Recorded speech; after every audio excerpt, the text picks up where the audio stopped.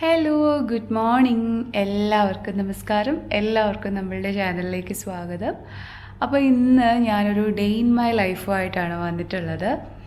So കുറേ നാളുണ്ട്, നമ്മളുടെ കുറച്ച് ഫ്രണ്ട്സൊക്കെ പറയുന്നുണ്ട് ചേച്ചി ഡേ ഇൻ മൈ ലൈഫ് ചെയ്യാമെന്ന്. അന്ന് ഞാൻ അതിൻ്റെ പാർട്ടായിട്ടായിരുന്നു ഒരു ഈവനിങ് വ്ളോഗ് ചെയ്തിട്ടുണ്ടായിരുന്നേ. അത് പക്ഷേ കുറച്ച് നേരം ഉണ്ടായിരുന്നുള്ളൂ, ഒരു വൈകുന്നേരം എങ്ങനെ സ്പെൻഡ് ചെയ്തു എന്ന് ജസ്റ്റ് കാണിച്ചിട്ട്. അപ്പോൾ ഇങ്ങനെ കുറച്ച് പേര് പറഞ്ഞു ഒരു full day in my life എടുക്കാമെന്ന്. സോ അപ്പോൾ തൊട്ടിങ്ങനെ പ്ലാൻ ഉണ്ട്, പക്ഷേ എനിക്ക് വ്ളോഗൊന്നും ചെയ്യാനായിട്ടുള്ളൊരു കോൺഫിഡൻസ് ഇല്ല.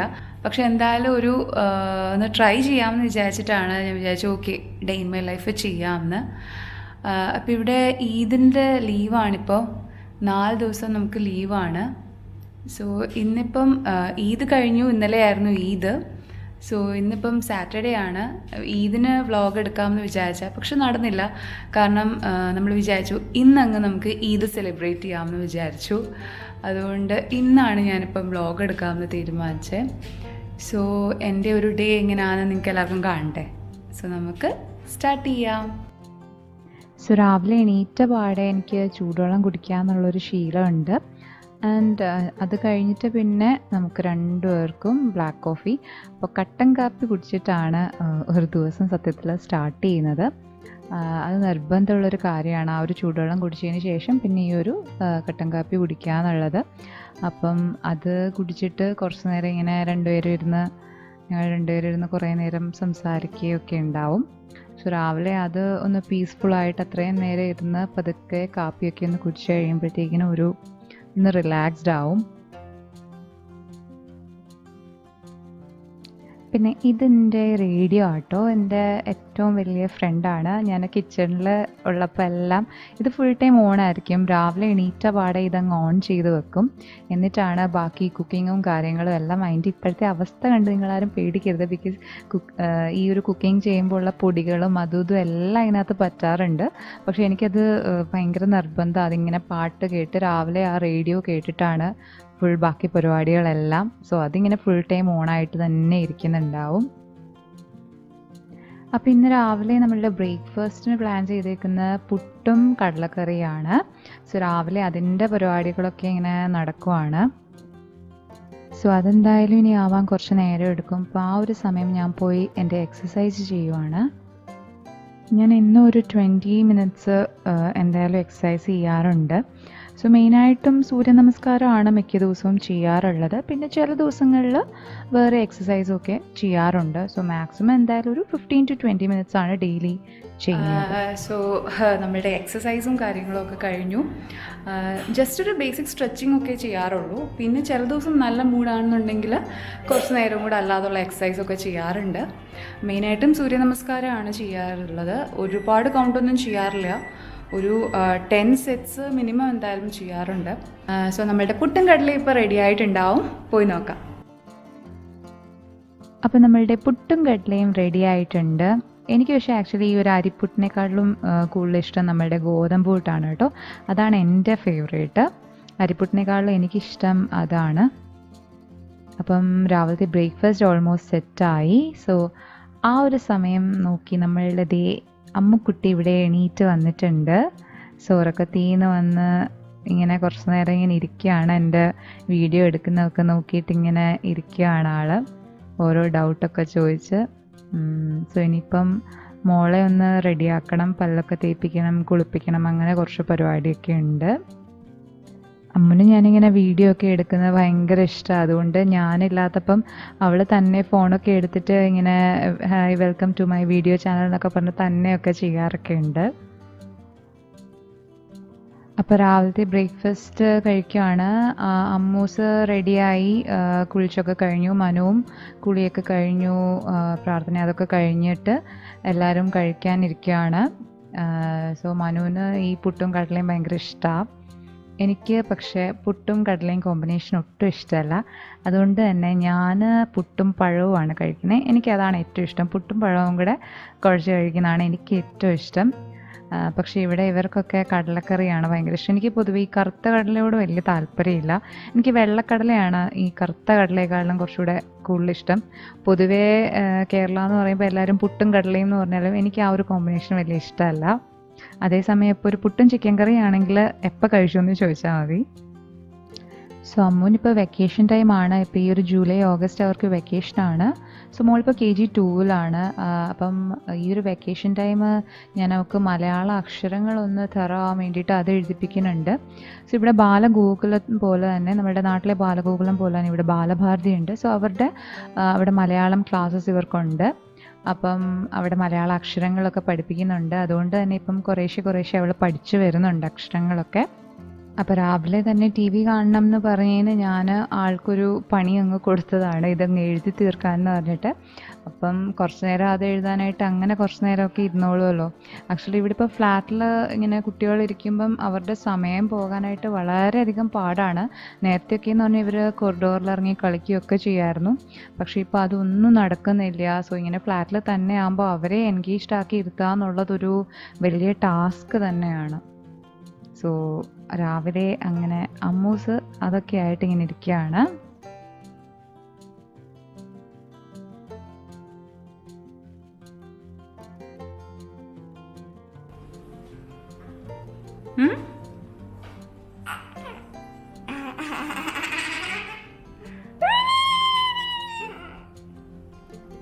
ഹായ്.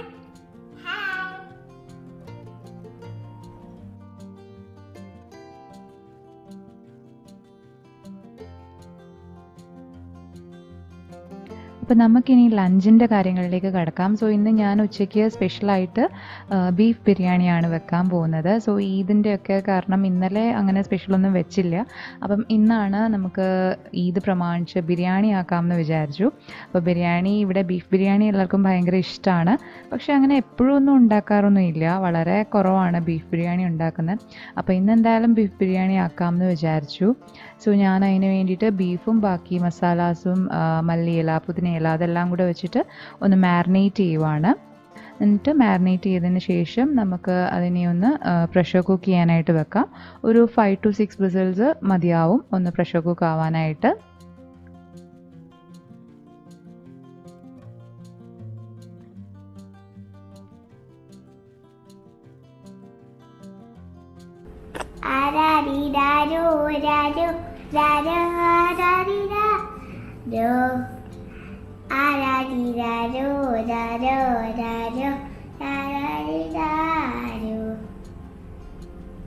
കണ്ണാന കണ്ണേ കണ്ണാന കണ്ണേ ഇന്നേന സ്വായവായി ഒന്നാന നെഞ്ചേ ഒന്നാന കയ്യ ഒരു പൂവായി. സോ നമ്മളുടെ ബിരിയാണിക്ക് വേണ്ടിയിട്ടുള്ള ഇവിടെ സവാള ഫ്രൈ ചെയ്തെടുക്കുകയാണ്. പിന്നെ അതിൻ്റെ കൂടെ തന്നെ നമ്മളുടെ കിസ്മിസും നട്ട്സും ഒക്കെ ഒന്ന് ഫ്രൈ ചെയ്തെടുക്കാം. പിന്നെ നിങ്ങളിപ്പോൾ വിചാരിക്കുന്നുണ്ടാവും എൻ്റെ പാത്രം കഴുകലും കാര്യങ്ങളും ഒക്കെ എപ്പോഴാണ് നടക്കുന്നത്. സോ ഇതിനിടയ്ക്ക് മീൻവെൽ അതുമെല്ലാം നടക്കുന്നുണ്ട് പാരലലി. സോ അത് എല്ലാം ഒന്നും എനിക്ക് റെക്കോർഡ് ചെയ്യാൻ പറ്റാത്തതുകൊണ്ടാട്ടോ. സോ നമ്മളുടെ റൈസും റെഡിയായി. പിന്നെ നമ്മളുടെ ബീഫ് മസാല ഇവിടെ റെഡി ആയിക്കൊണ്ടിരിക്കുകയാണ്. ആൻഡ് യെസ്, നമ്മളുടെ ബീഫ് മസാലയും റെഡിയായി. സോ ഇത് രണ്ടും റെഡിയായി. ഇനി നമുക്ക് ദം ചെയ്യാനായിട്ട് തുടങ്ങാം. സോ ആ ഒരു ബീഫ് മസാലയുടെ മുകളിലേക്ക് ഞാൻ റൈസ് ഫുള്ള് ഓരോ ലെയറായിട്ട് ഇടുവാണ്. ഓരോ ലെയർ ഇടുന്നു. അതിൻ്റെ മുകളിൽ നമ്മൾ ഗാർണിഷ് ചെയ്യാൻ വേണ്ടിയിട്ട് മല്ലിയില പുതിനയില പിന്നെ കുറച്ച് നെയ്യോട് ഇട്ട് കൊടുക്കുന്നുണ്ട്. അങ്ങനെ ഓരോരോ ലെയറായിട്ട് ഇട്ടിട്ട് കൊടുക്കുവാണ്. പിന്നെ ഏറ്റവും ലാസ്റ്റ് നമ്മളുടെ ആ ഒരു ഒനിയൻ ഫ്രൈ ചെയ്തതും ആ കിസ്മിസും അതെല്ലാം കൂടി ഇട്ട് ഏറ്റവും മുകളിലത്തെ ലെയറും കൂടെ ഒന്ന് നന്നായിട്ട് ഗാർണിഷ് ചെയ്യുന്നുണ്ട്.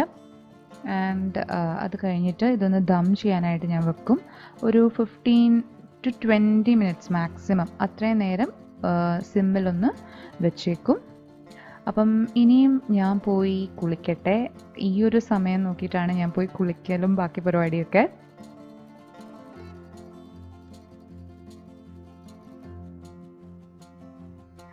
അപ്പോൾ നമ്മളുടെ ബീഫ് ബിരിയാണി ഇവിടെ റെഡി ആയിട്ടുണ്ട്. സോ സമയം ഓൾമോസ്റ്റ് 2:30 ആയിട്ടുണ്ട്. അപ്പോൾ എല്ലാവർക്കും വിശന്നിരിക്കുകയായിരുന്നു. സോ നമ്മൾ ലഞ്ച് കഴിക്കാൻ പോവാണ്. സോ ഇങ്ങനെയുള്ള സ്പെഷ്യൽ ഒക്കേഷൻസ് ഒക്കെ വരുമ്പോഴാട്ടോ ഇങ്ങനെ ബീഫ് ബിരിയാണിയൊക്കെ വെക്കാറുള്ളത്.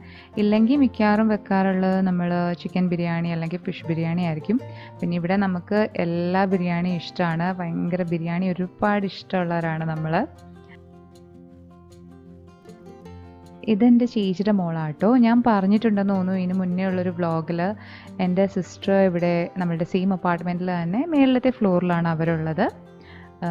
സോ അവരിവിടെ ഉള്ളത് ഒരു ഭയങ്കര ഒരു ബ്ലെസ്സിങ് ആണ്. എസ്പെഷ്യലി നമ്മൾ നാട്ടിൽ നിന്ന് മാറി നമ്മളുടെ പേരൻസിൻ്റെ അടുക്കൽ നിന്ന് ഇങ്ങനെ മാറി നിൽക്കുമ്പം നമ്മളുടെ ബ്രദറോ സിസ്റ്ററോ ഒക്കെ നമ്മുടെ അടുക്കലുള്ളപ്പം അത് ഭയങ്കര ഒരു ബ്ലെസ്സിങ് തന്നെയാണ്. അതാണ് ഏറ്റവും വലിയൊരു ആശ്വാസവും.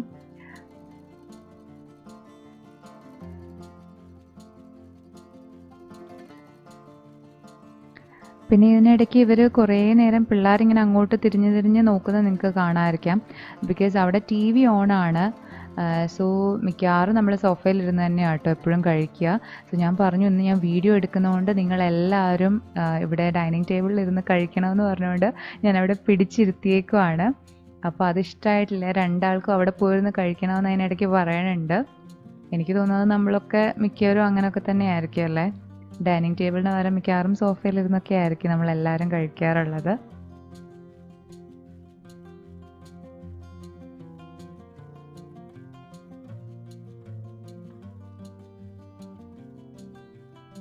പിന്നെ എന്ത് സ്പെഷ്യൽ ഉണ്ടാക്കിയാലും ഞാനിതുപോലെ എല്ലാവരോടും എങ്ങനെയുണ്ട് എന്നൊരു 10 പ്രാവശ്യം ചോദിക്കും. അപ്പോൾ എല്ലാവരോടും ബീഫ് ബിരിയാണി എങ്ങനെയുണ്ടെന്നുള്ളത് ചോദിക്കുകയാണ്. സോ എല്ലാവർക്കും ഇഷ്ടപ്പെട്ടു.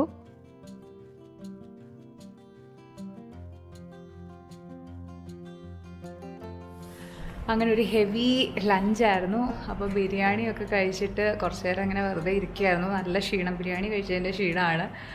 അപ്പോൾ നമ്മൾ കുറച്ച് നേരം ഇരുന്ന് തൊബാമ സിനിമ കണ്ടു. ഫുള്ള് കണ്ടില്ല കേട്ടോ, കുറച്ച് നേരമേ കണ്ടുള്ളൂ. അപ്പോൾ ഇനിയിപ്പം വൈകുന്നേരം എങ്ങോട്ടെങ്കിലും ഒന്ന് പുറത്തേക്ക് പോയാലോ എന്നുള്ളൊരു ആലോചനയാണ്. സോ എവിടെ പോകും എന്നാണിപ്പോൾ ഇങ്ങനെ പ്ലാൻ ചെയ്യുന്നത്. മോളിലൊക്കെ പോയാൽ എല്ലായിടത്തും നല്ല തിരക്കായിരിക്കും. ഒന്നാമത് ഈദിൻ്റെ ഒരു ലീവും ഒക്കെ ആയതുകൊണ്ട് ഇനിയിപ്പോൾ അപ്പോൾ എവിടെ പോകണമെന്ന് ഇതുവരെ പ്ലാൻ ചെയ്തിട്ടില്ല. അപ്പോൾ എന്തായാലും വൈകുന്നേരം ഒന്ന് പുറത്തിറങ്ങാമെന്ന് വിചാരിച്ചു. ബിക്കോസ് ഇന്നലെയും മിനിഞ്ഞാന്നൊന്നും നമ്മൾ ഇറങ്ങിയില്ല. ഈ 4 ദിവസം ഉണ്ടായിട്ടും എങ്ങോട്ടും പോയൊന്നുമില്ല. അപ്പോൾ ഇന്ന് എന്തായാലും ഒന്ന് പുറത്തേക്ക് പോകാമെന്ന് വിചാരിച്ചു. അപ്പോൾ ഇവരിവിടെ അതിനുശേഷം കളിയാണ്. ഫുൾ ഡോക്ടറും പേഷ്യൻറ്റും ഒക്കെ ഇവിടെ കളിക്കുകയാണ്. സോ ഞാൻ ആ സമയത്ത് പോയി എൻ്റെ ബാക്കി ക്ലീനിങ്ങും കാര്യങ്ങളും ഒക്കെ ചെയ്യുകയാണ്. പിന്നെ കുറച്ച് തുണിയൊക്കെ മടക്കി വെക്കാനും ഒക്കെ ഉണ്ടായിരുന്നു. അപ്പോൾ അങ്ങനെയുള്ള പരിപാടികളൊക്കെ ചെയ്യാൻ പോവാണ്.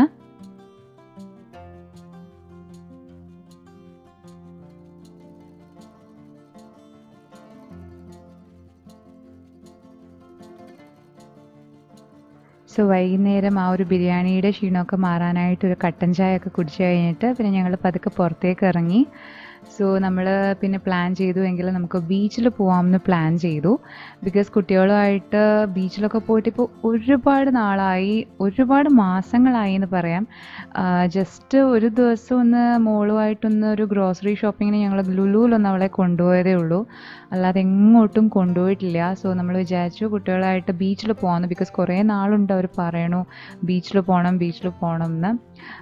അപ്പോൾ ഇപ്പോൾ ഇവിടുത്തെ സിറ്റുവേഷൻസൊക്കെ എല്ലാം നോർമലൊക്കെ ആയല്ലോ. പിന്നെ ഇത്രയും ദിവസം അവധിയൊക്കെ ഉണ്ടായതുകൊണ്ട് നമ്മൾ വിചാരിച്ചു ഓക്കെ നമുക്ക് കൈറ്റ് ബീച്ചിൽ എന്നാൽ പോകാമെന്ന് വിചാരിച്ചു. അപ്പം നമ്മളിപ്പം കൈറ്റ് ബീച്ചിലോട്ട് പോയിക്കൊണ്ടിരിക്കുകയാണ്. സോ തിരക്കൊക്കെ ഉണ്ടായിരുന്നു. കൈറ്റ് ബീച്ച് എന്ന് പറയുമ്പോൾ നമ്മുടെ അവിടെ നിന്ന് കുറച്ച് ദൂരമുണ്ട് പോകാനായിട്ട്.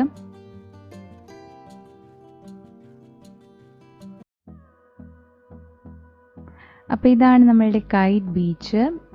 സോ കുട്ടികൾ രണ്ടുപേരും അവിടെ എത്തിയ പാടെ ഭയങ്കര അധികം എക്സൈറ്റഡ് ആയിട്ട് ഭയങ്കര ഓട്ടമായിരുന്നു. എത്രയും പെട്ടെന്ന് വെള്ളത്തിൽ കളിക്കാൻ വേണ്ടിയിട്ടുള്ളൊരു ഓട്ടമാണ്.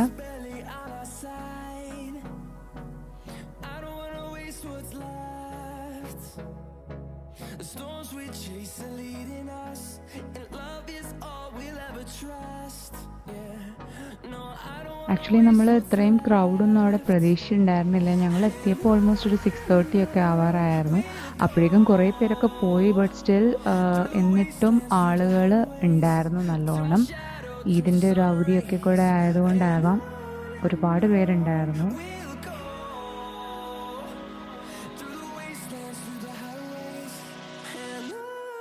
ഇവർ ആക്ച്വലി പ്ലാൻ ബീച്ചിൽ പോയിട്ട് സാൻഡ് കാസിലൊക്കെ ഉണ്ടാക്കാനായിട്ടുള്ള പരിപാടിയായിരുന്നു. അപ്പോൾ ആദ്യമേ കുറേ നേരം അതിന് വെള്ളം എടുക്കാനും മണ്ണ് വാരാനും ഒക്കെ ആയിട്ട് ഇങ്ങനെ നടക്കുമായിരുന്നു.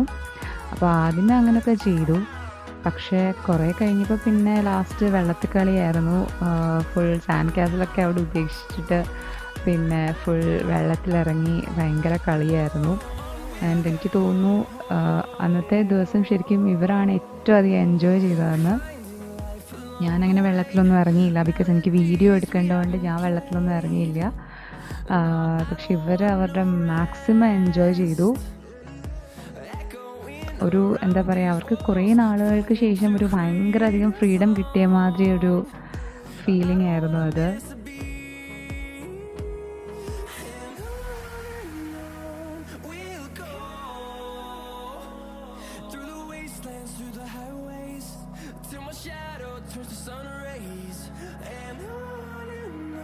അമ്മൂന് കുറേ നാൾ കൂടിയിട്ട് ആ ഒരു ബീച്ചിൽ വന്നപ്പോൾ ഒരിത്തിരി പേടി ആദ്യമേ ഉണ്ടായിരുന്നു. പക്ഷേ കുറച്ച് കഴിഞ്ഞപ്പോൾ അതൊക്കെ മാറി.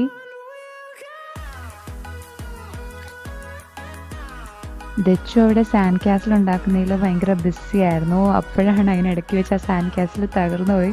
പിന്നെ അതൊക്കെ അവിടെ ഉപേക്ഷിച്ചിട്ട് രണ്ടാളും വെള്ളത്തിൽ ഭയങ്കര കളിയായിരുന്നു.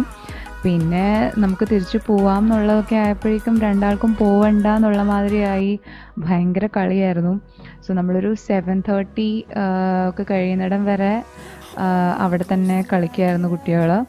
പിന്നെ ആദ്യമേ നിന്നുള്ള കളിയൊക്കെ കഴിഞ്ഞ് പിന്നെ ലാസ്റ്റ് ആയപ്പോഴത്തേക്കിനും രണ്ടാളും അവിടെ ഇരുന്ന് വെള്ളത്തിലിരുന്ന് അങ്ങ് കളിക്കുമായിരുന്നു. പിന്നെ ഷെൽസൊക്കെ പെറുക്കി അവർ ശരിക്കും പറഞ്ഞാൽ അവരുടെ ആ ഒരു ദിവസം അടിപൊളിയായിരുന്നു. അവർക്കത് മാക്സിമം എൻജോയ് ചെയ്യാൻ പറ്റി.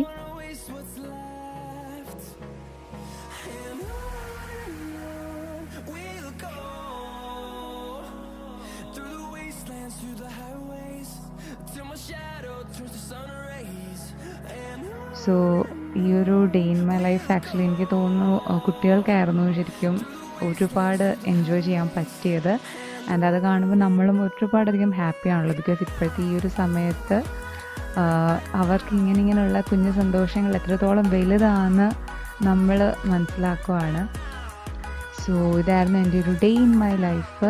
അപ്പോൾ ഈ ഒരു വീഡിയോ നിങ്ങൾക്ക് എല്ലാവർക്കും ഇഷ്ടമായെന്ന് വിശ്വസിക്കുന്നു. ഇഷ്ടമായിട്ടുണ്ടെങ്കിൽ വീഡിയോ ലൈക്ക് ചെയ്യുക, ഷെയർ ചെയ്യുക. പിന്നെ നമ്മുടെ ചാനൽ ഇതുവരെ സബ്സ്ക്രൈബ് ചെയ്തിട്ടില്ലെങ്കിൽ പ്ലീസ് ഡു സബ്സ്ക്രൈബ്. അപ്പോൾ ഇനിയും വേറൊരു വീഡിയോയിലൂടെ നിങ്ങളെ എല്ലാവരെയും കാണാം. അതുവരെ എല്ലാവർക്കും ബൈ.